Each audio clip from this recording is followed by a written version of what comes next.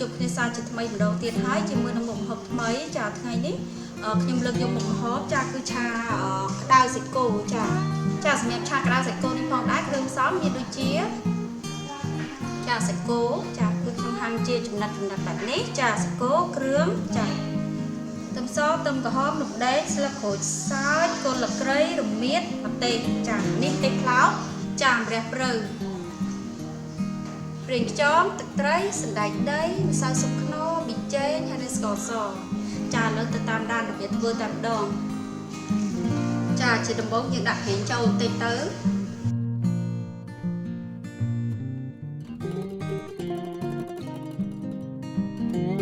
ចាឥឡូវយើងដាក់ខ្ទឹមសខ្ទឹមក្រហមចូលចាបន្តទៅទៀតគ្រឿង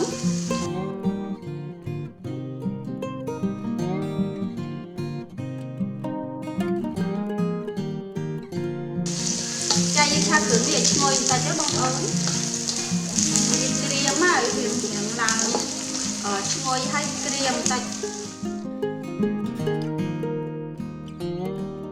ចាប់បន្ទាប់មកទៀតគឺយើងធ្វើការដាក់សាច់គោយើងចូល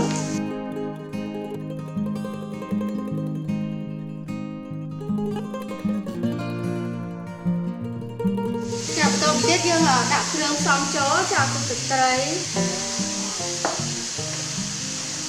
ស្ករសម្សៅស៊ុបខ្នុរ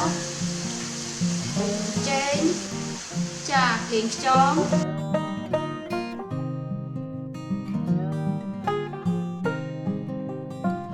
ចាម្ទេសហាន់នេះម្ទេសផ្លោក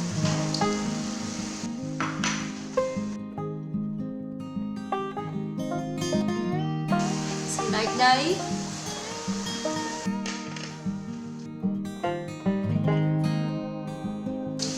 ចាចុងក្រោយគេគឺម្រះព្រៅ